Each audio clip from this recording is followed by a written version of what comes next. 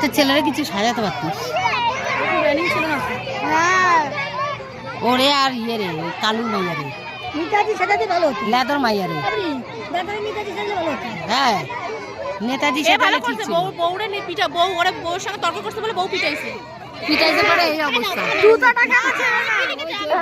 বউর সঙ্গে তর্ক করেছিলাম তার তাই বউ জন্য ফেসবুকে হাত ভেঙে দিয়েছে। হাত পা খোড়া করে দিয়েছে। আমাদের